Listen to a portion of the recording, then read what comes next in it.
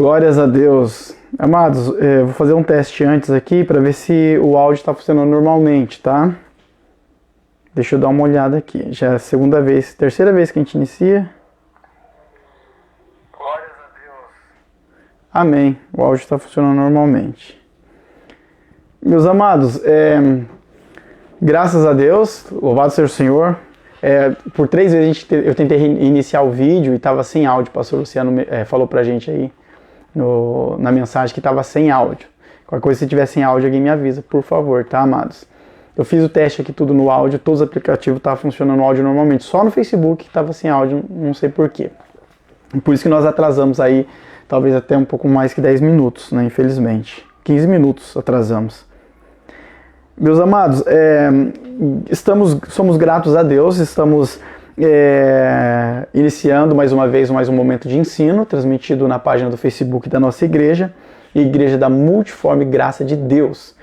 Nós estamos trabalhando com uma maratona apocalíptica, onde nós já iniciamos, já por 2 sextas-feiras, nós trouxemos aqui uma introdução que nos serve de base para a compreensão do livro do Apocalipse.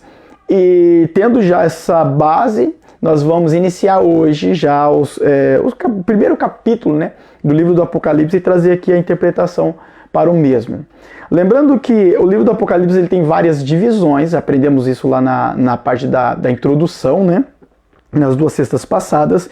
E neste primeiro capítulo ele se tornará um pouco mais lento para nós transmitirmos aos amados aquilo que o livro está trazendo a nós, né, de conhecimento.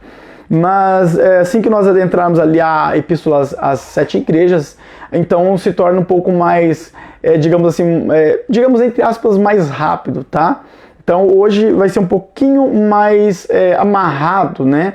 Porque esta primeira parte ainda funciona como um tipo de introdução daquilo que João estava trazendo para a igreja do Senhor, tá bom? Vamos estar fazendo uma leitura. Os irmãos que não estiverem com a Bíblia em mãos, acompanhem aí, ouvindo, né, passadamente. Eu vou ler o primeiro capítulo, do verso 1 ao verso de número 8, tá? A revelação de Jesus Cristo, a qual Deus lhe deu para mostrar aos seus servos as coisas que brevemente devem acontecer. E pelos seus anjos as enviou e as notificou a João, seu servo, o qual testificou da palavra de Deus e do testemunho de Jesus Cristo e de tudo o que tem visto. Bem-aventurado aquele que lê e os que ouvem as palavras desta profecia e guardam as coisas que nela estão escritas, porque o tempo está próximo. Mas vamos ficar só até com o verso de número 3. Porque do primeiro verso ao verso de número 3, essa é, na verdade, uma introdução do próprio João, tá? João, o apóstolo do Senhor, ele traz a revelação do Apocalipse e dentro desses 3 primeiros versos nós vemos uma introdução aplicada por ele mesmo, tá ok? Então vamos trabalhar com esses 3 primeiros versos iniciais. Então o primeiro verso que nós lemos diz revelação de Jesus Cristo. A palavra revelação aqui, ela significa apocalipsis, tá? No grego. Ou seja, o primeiro verso do livro já começa com o próprio nome do livro, porque já aprendemos que a palavra apocalipse significa revelação. E aqui ele começa, revelação de Jesus Cristo. Em grego ele estaria dizendo apocalipsis, né, de Jesus Cristo, tá? O qual Deus lhe deu para mostrar aos seus servos as coisas que brevemente devem acontecer. Quando o texto diz brevemente, nós já poderíamos ter uma noção de um acontecimento sendo efetuado, vindo à tona em um tempo curto. Aí nós entramos na seguinte questão, mas como o texto pode dizer brevemente, já que faz quase 2000 anos que o livro foi escrito? Na verdade, se nós pegarmos esta palavra brevemente, nós podemos entender de algumas maneiras. Em primeiro lugar, o brevemente para nós é uma coisa, para Deus é outra coisa. Por quê? Porque para Deus tudo pode ser breve. Porque Deus não está restrito ao tempo. Para Deus não existe passado, presente e futuro. Deus ele não está preso a isso. Nós, seres humanos, sim estamos. Deus não. Deus é um ser atemporal. Ou seja, não depende do tempo. Deus está além do tempo. tá ok? Tanto é que lá em 2 Pedro 3, verso de número 8, diz que para Deus um dia é como 1000 anos e 1000 anos é como um dia. Então esse brevemente, para nós, poxa, mais quase 2000 anos é muito tempo, não é brevemente. Mas para o Senhor, ali, de acordo com a sua divindade, brevemente para ele, 2000 anos, 5000 anos, 1 milhão de anos, para ele continua sendo brevemente, porque ele não está restrito ao tempo. Tá? Mas na segunda hipótese desse brevemente, nós podemos entender que esse brevemente ele está no sentido do acontecimento. Bem pode ser que ele esteja no sentido de acontecimento. Por quê? Porque a palavra brevemente aqui ela vem do grego tachos, que significa rapidamente. Ou seja, poderia ser esse brevemente não em relação ao espaço de tempo entre a revelação dada a João e o cumprimento. Esse brevemente pode não estar relacionado a esse tempo, entendeu? Entre a revelação dada e o acontecimento das revelações.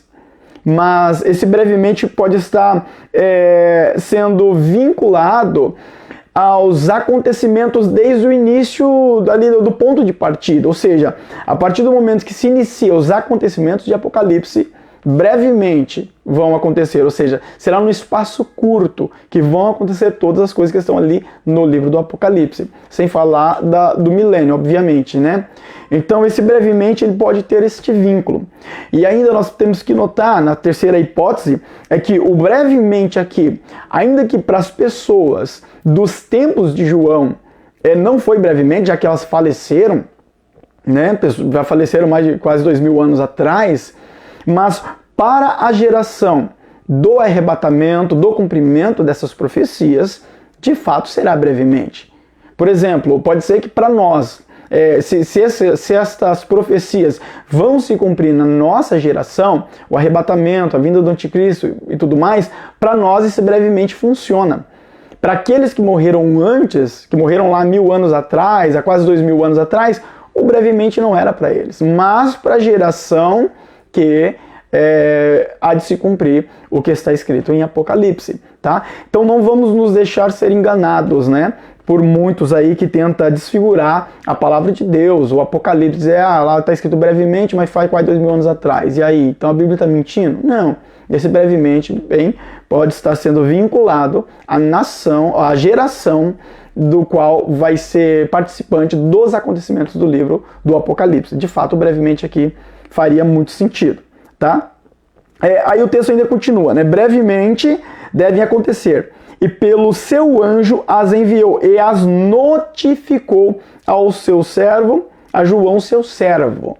Então o texto diz que foi notificado a João. A palavra notificou aqui, ela vem do grego semainó, que significa indicar, dar um sinal, né? Ou seria o mesmo que falar por símbolos. Olha só que interessante. Então já no primeiro verso faz já alusão àquilo que nós já mencionamos na introdução, tá? Falar por símbolos, é um sinal. Aqui está dizendo que foi indicado a João, ou seja, foi dado um sinal a ele. Ou seja, foi trazido a ele uma mensagem por símbolos. Então o próprio João, dentro da sua introdução deste livro, ele deixa claro que o que o anjo passou para ele da parte do Senhor foi um sinal, foi uma indicação, ou seja, ele falou por símbolos. Aí você volta lá, né, na lembrança daquilo que nós falamos lá na introdução e compreendemos o porquê que Deus então falou por símbolos ali a João.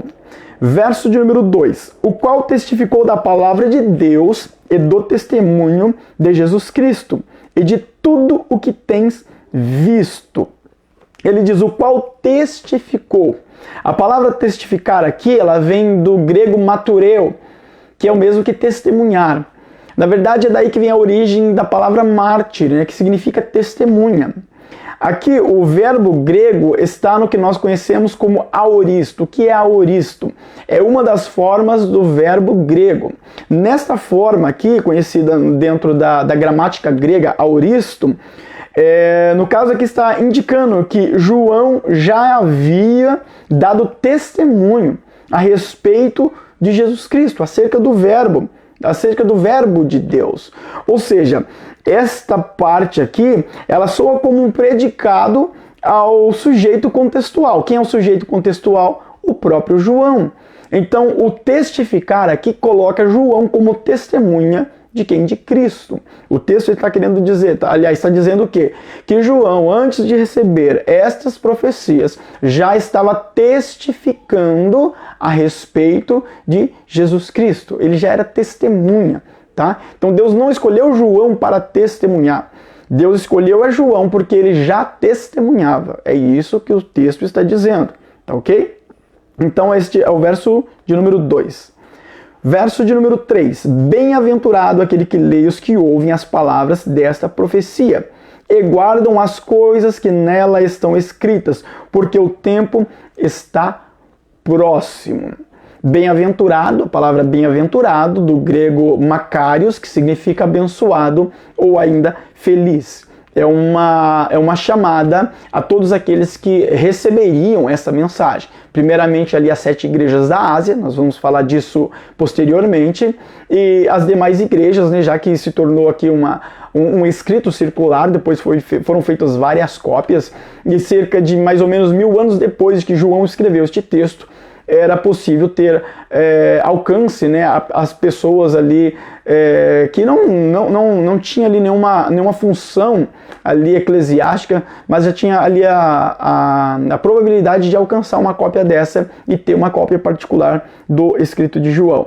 Tá? Então, bem-aventurado, makarios do grego, que é abençoado ou feliz. Bem-aventurado aquele que lê e os que ouvem.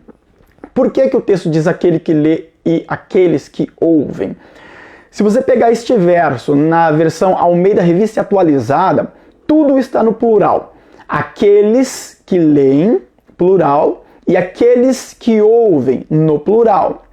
Só que se você pegar uma tradução como essa daqui que eu li, que é a Almeida Corrigida Fiel, você vai ver que quando diz aquele que lê, está no singular, não está no plural.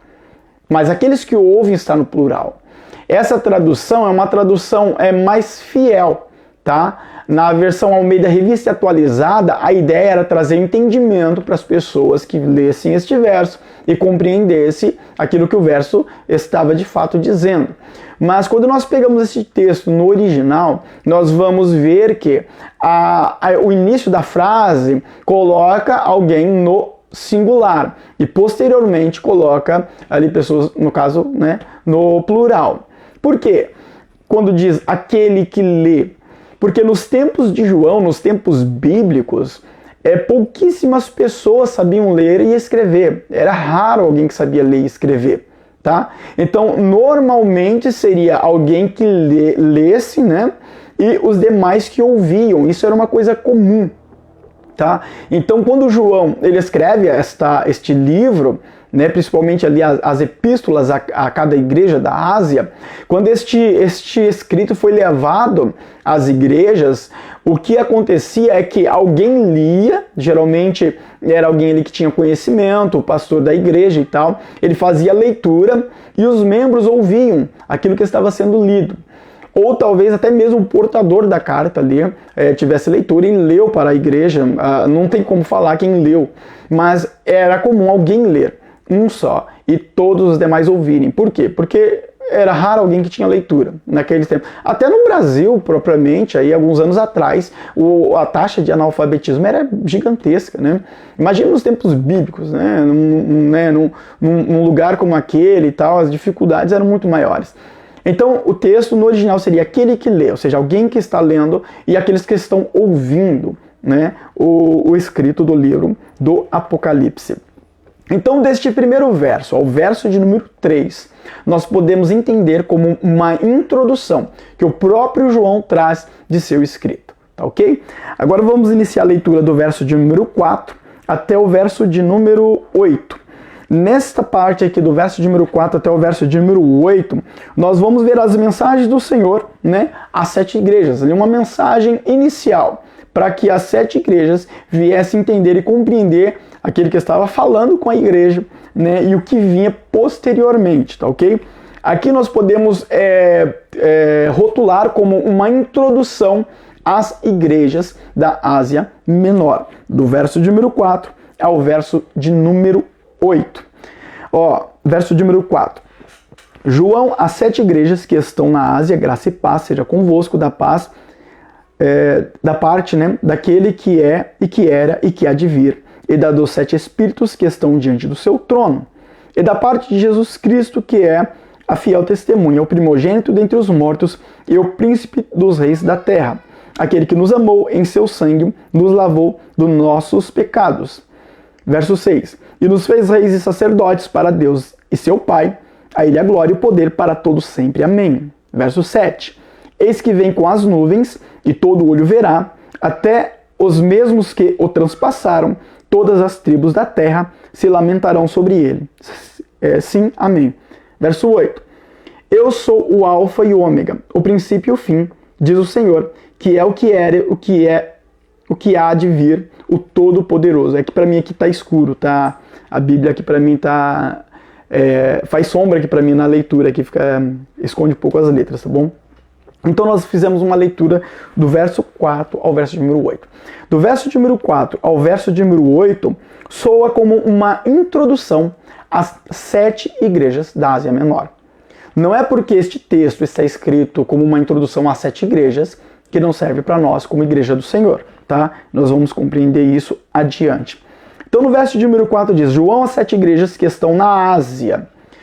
Os irmãos depois vão notar no Facebook da igreja, eu coloquei uma imagem, eu postei hoje ainda, era para me postar antes, não deu tempo. Eu postei hoje uma imagem do mapa da Ásia, da época. Hoje é a Turquia, a parte ocidental da Turquia, mas nessa época aqui chamava de Ásia, tá?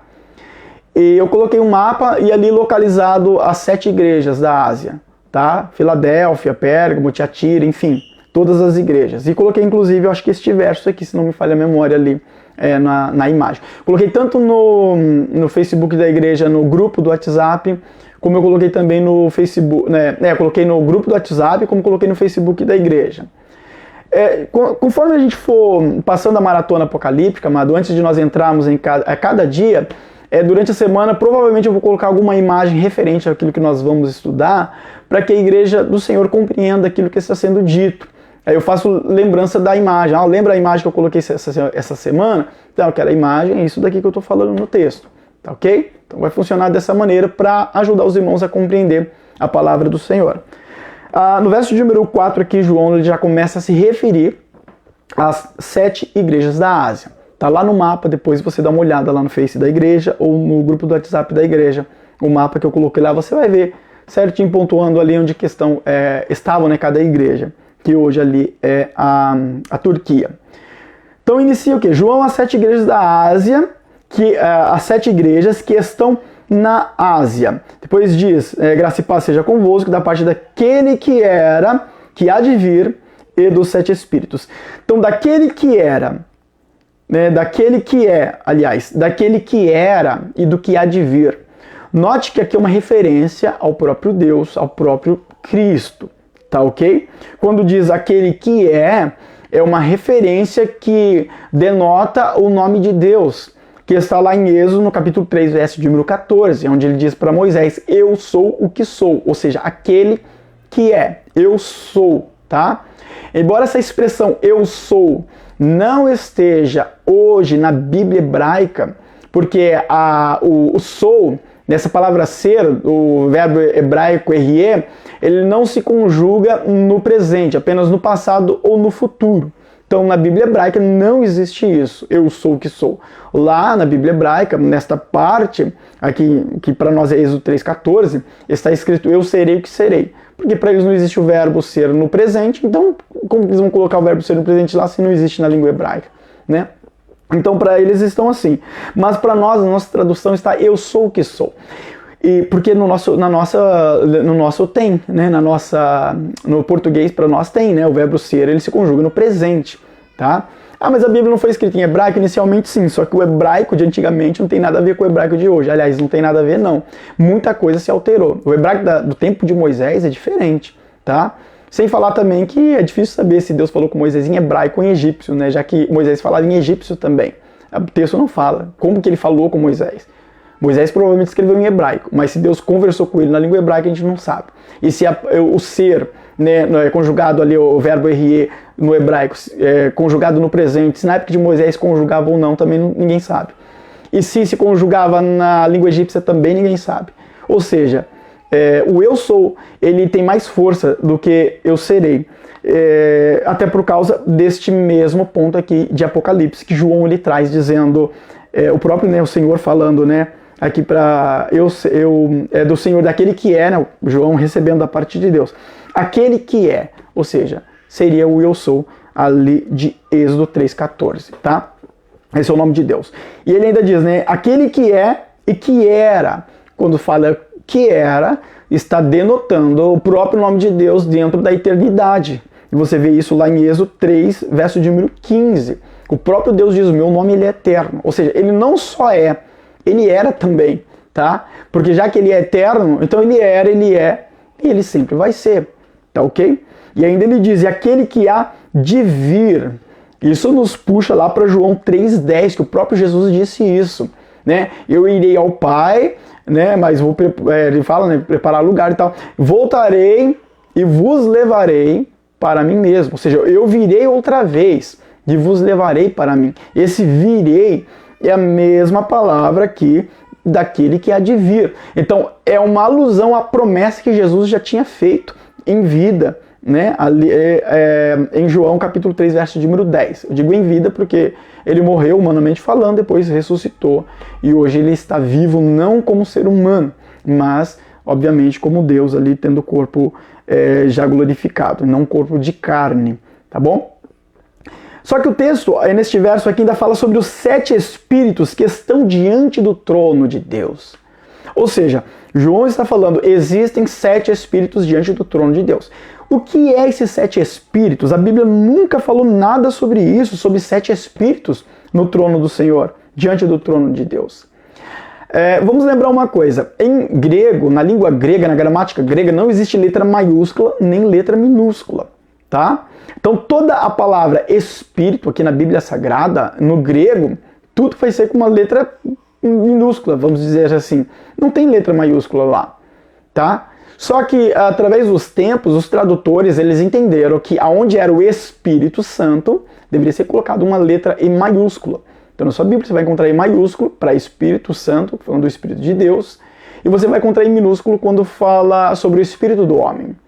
No verso de número que nós lemos aqui, que é o verso de número 4, a palavra Espírito, dependendo da tradução, você vai encontrar ela com E minúsculo. Dependendo da tradução, você encontra ela com E maiúsculo. Por quê? Porque os tradutores entenderam diferente este mesmo verso, tá? É difícil saber do qual Espírito está sendo dito aqui, por João. Se é o Espírito Santo ou se é outro tipo de Espírito. Até porque os Espíritos malignos também são escritos com E minúsculo. O Espírito do homem escrito com E minúsculo e por aí vai. Só o Espírito Santo é com E maiúsculo na nossa gramática da língua portuguesa.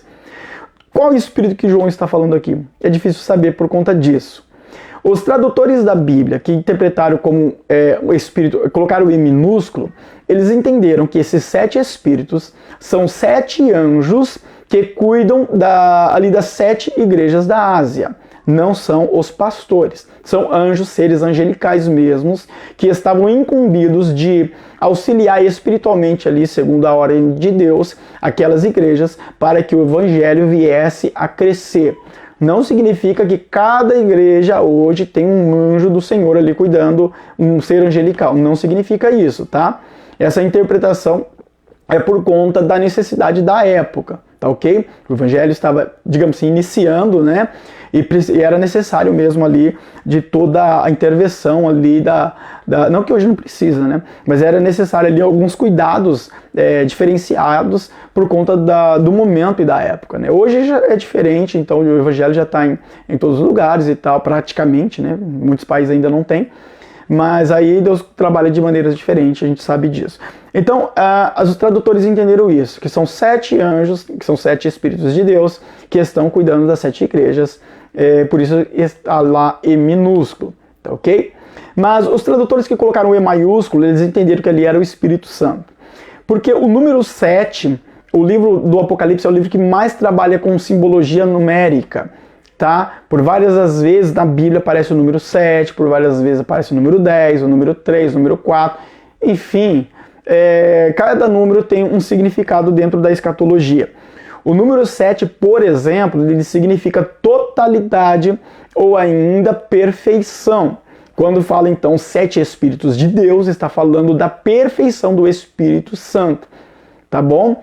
Então, aí os tradutores que colocaram o E maiúsculo entendem que ali de fato é o Espírito Santo. Tanto é que o número 7, como perfeição ou totalidade, está na onde? Nas 7 igrejas da Ásia. Então, quando Deus ele traz a mensagem às 7 igrejas da Ásia, existiam mais igrejas. Inclusive na Ásia existiam mais igrejas. Então, por que Jesus classificou, selecionou 7?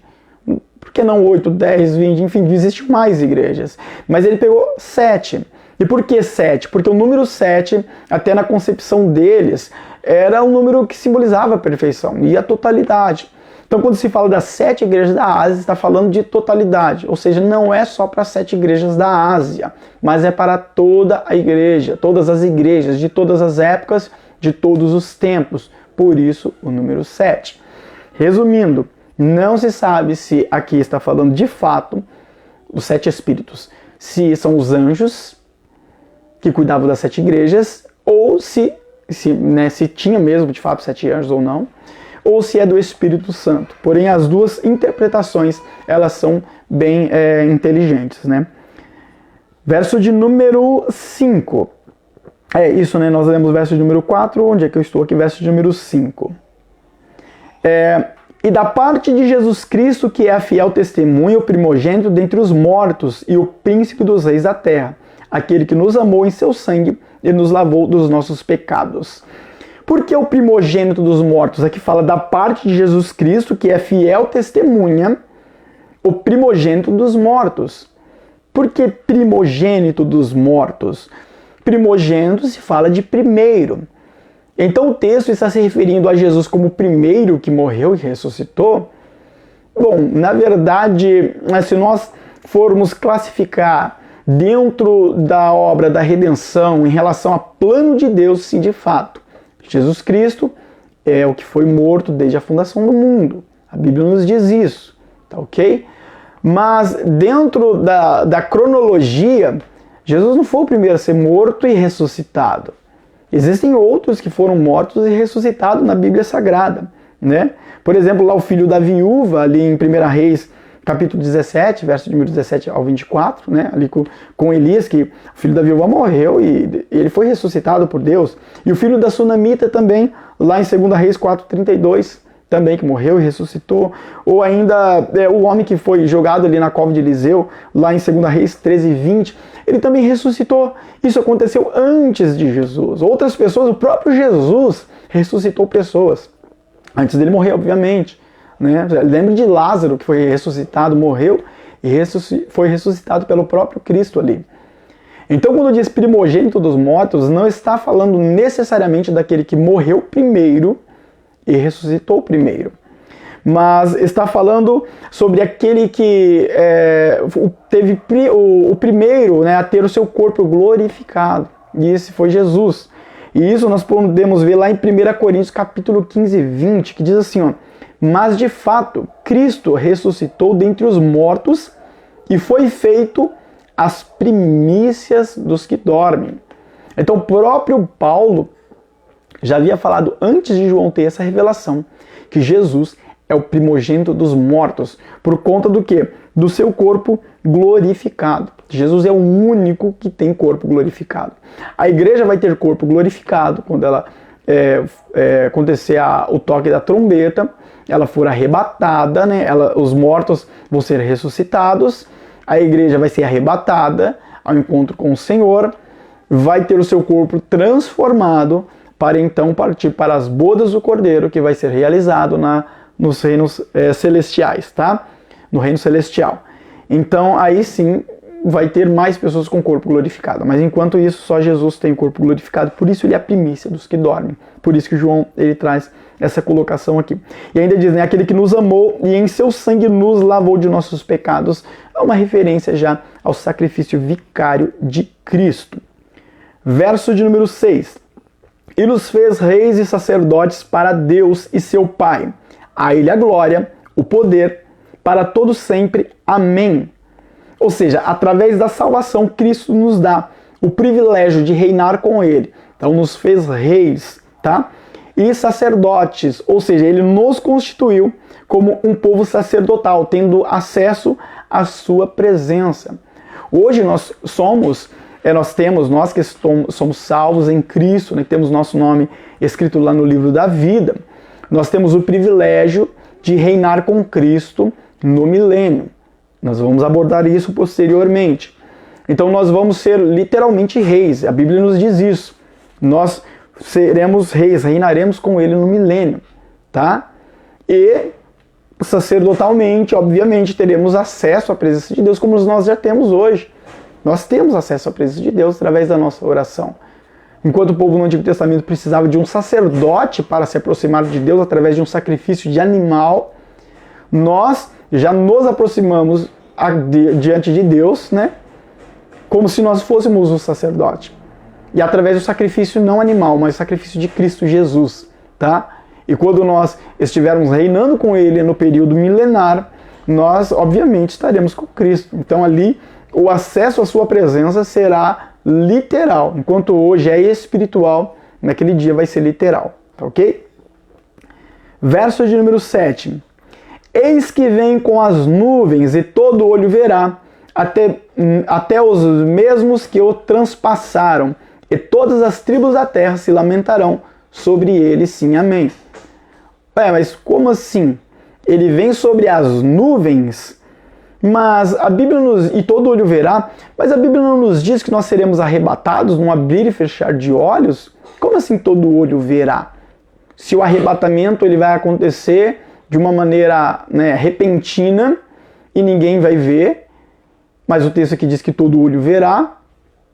Há uma confusão aqui? Não. O verso de número 7 está falando da segunda vinda do Senhor. Nós entendemos que Jesus ele terá duas vindas. A primeira, o arrebatamento, e a segunda, uma vinda visível, né, onde ele virá com a igreja. Tá ok? Na segunda vinda, obviamente, será visível, como eu já ora mencionei. Como aqui o texto diz todo olho verá, não está falando do arrebatamento. Está falando da vinda visível do Senhor. Nessa vinda, Jesus está com a igreja, tá? Vindo para a terra. É a segunda vinda do Senhor. Mas aqui o texto diz que todo olho verá, até os mesmos que o transpassaram. Lembrando, né? Quando diz até os mesmos que os transpassaram, vamos notar uma coisa. Aqueles que transpassaram Jesus, a palavra que transpassaram no original grego é o mesmo que perfurar. Nós sabemos que Jesus ele foi perfurado, não só por uma lança, né, ao seu lado, como também as suas mãos, os seus pés foram perfurados por pregos. E o texto diz que até mesmo aqueles que o transpassaram verão. Mas aqueles que o transpassou já morreu. Como que vai ver? Eles serão ressuscitados para que veja, né, Jesus vindo neste exato momento? Não. Quando fala aqueles que os transpassaram, está falando do povo de Israel, tá? Porque quem transpassou a Jesus foi o povo de Israel. Mas espera aí, quem feriu a Jesus ali, fincou ali as estacas, né, os pregos ali, não foram os soldados romanos? Ali manualmente falando, sim. Mas por ordem de quem? Do próprio povo judaico. Está falando do povo judeu aqui. Porque se não fosse pelo povo judeu, os principais ali dos fariseus e tal, dos sacerdotes, Jesus ele não teria passado por aquilo, não teria sido crucificado. Então quem crucificou a Jesus? Foram os romanos ou o povo judeu? Manualmente falando, foram os romanos. Nenhum sacerdote ali, o fariseu pegou no martelo ali, na marreta, né, para pregar os pregos. Nenhum. Mas amando de quem? Amando deles. Tá ok? Então o crime foi praticado pelos soldados romanos, mas os autores principais são os judeus. Tanto é que os próprios judeus falaram, né? Caiam sobre nós e os nossos filhos, né? A maldição. Já que Pilatos tinha lavado as suas mãos ali porque ele não achou culpa em Jesus Cristo. tá? Então, aqui está falando do povo judeu, até mesmo aqueles que os transpassaram, ou seja, o povo judeu desta geração aqui que vai ter o cumprimento do livro do Apocalipse, vai ver Cristo Jesus vindo nos ares, tá? Mas há uma referência bíblica para isso? Sim, de fato. Zacarias capítulo 12, verso de número 10, parte B do versículo. Olharão para mim aquele a quem transpassaram, e diz o texto, e chorarão por ele, como quem chora a perda de um único filho, e lamentarão amargamente por ele, como quem lamenta a perda do filho mais velho. Olha só, então o próprio Zacarias já traz esta referência, corroborando aí com a interpretação do verso de número 7. Lembrando que o Apocalipse, ele sempre vai trabalhar em comum acordo com Daniel, com Zacarias, com vários textos do Antigo Testamento. Principalmente Zacarias, principalmente Daniel, tá? Tanto é que nenhum comentário bíblico, escatológico, né, que se preze, vai abandonar o livro de Daniel na interpretação do Apocalipse, tá? Então, por várias vezes aqui nós vamos usar textos do Antigo Testamento para nos auxiliar na interpretação do Apocalipse, tá ok? Nós não vamos nos fundamentar naqueles textos de modo mais profundo, porque senão nós estaríamos trazendo uma maratona escatológica e não apocalíptica. Há diferença entre escatologia e Apocalipse. Eu disse isso já na introdução lá, eu acho que não sei se do primeiro ou do segundo dia, tá bom? Verso de número 8, para finalizarmos o estudo de hoje. Eu sou o Alfa e o Ômega, o princípio e o fim, diz o Senhor, que é, que era e que há de vir, o Todo-Poderoso, que era, que é e que há de vir. Já uma referência ao verso anterior que nós já passamos, falamos sobre ali o nome de Deus, o nome eterno de Deus, e ali o que Jesus ele prometeu ali no Evangelho de João, tá? A sua vinda, tá ok? Mas o verso inicia, eu sou o Alfa e o Ômega. Todos sabem que o Alfa é a primeira letra do alfabeto grego e o Ômega é a última letra do alfabeto grego. Jesus está falando, eu sou o começo e eu também sou o fim. Ele está falando, eu sou Deus, eu sou superior a tudo, a todas as coisas, né? E aqui no verso de número 8, aqui no finalzinho ainda ele deixa bem claro. O Todo-Poderoso. Ou seja, não existe ninguém além de mim.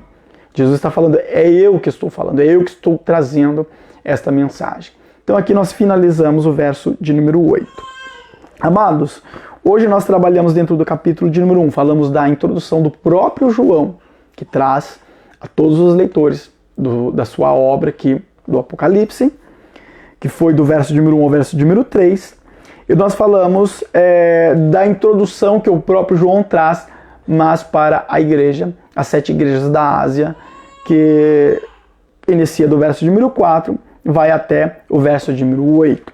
Do verso de número 9 em diante nós vamos falar sobre a visão de Patmos. Ali no finalzinho nós vamos entender, né, a ordem que Jesus dá a João para ele escrever, né, aquilo que ele está vendo, e posteriormente se inicia o capítulo de número 2. Até nós entrarmos aqui na mensagem, as igrejas, né, já inicia aqui no capítulo de número 2, é meio amarrado mesmo, amado, para a gente entender. Os versos que eu trouxe hoje, eu não trouxe na maior profundidade possível. Senão a gente ia ficar só no verso de número 1 e no 2, o ensino inteiro. Ia levar mais de meia hora só para a gente se aprofundar no verso de 1 e verso de número 2, para você entender como é bem complexo e bem cheio de conteúdo o livro do Apocalipse. Por isso que ele é complicado de se entender. Mas a partir do capítulo de número 2, se torna um pouco mais corrente aqui a nossa interpretação, tá ok? Então agradeço a Deus pela vida dos irmãos. No próxima sexta nós vamos continuar do verso de número 9 até o verso de número 20, finalizando o capítulo de número 1 e posteriormente iniciando a epístolas às 7 igrejas da Ásia, que começa ali no capítulo de número 2. Que Deus abençoe a todos grandiosamente. Vamos estar orando, agradecendo ao Senhor e já dando a bênção apostólica em nome de Jesus. Amém? Senhor meu Deus, obrigado por tudo. O Senhor é maravilhoso, tem feito obras em nossas vidas. Somos pecadores, mas o Senhor, o Pai, é tremendo. Abençoe os teus filhos. abençoe os teus servos, Pai. Dê graça para cada um. Dê força, meu Pai. Cada família, cada alma, cada vida. Faz tua obra, Deus. Obrigado. O Senhor é tremendo. Te agradecemos, Jesus. Te agradecemos. Em nome do Senhor Jesus, ó Pai. Obrigado, Deus. Que a graça de nosso Senhor Salvador Jesus Cristo, o amor de nosso Deus, nosso eterno Pai, a comunhão e consolação do Espírito Santo, seja com todos e todos juntos digamos amém, em nome de Jesus. Que Deus abençoe a todos, amados. Amém. Fica na paz.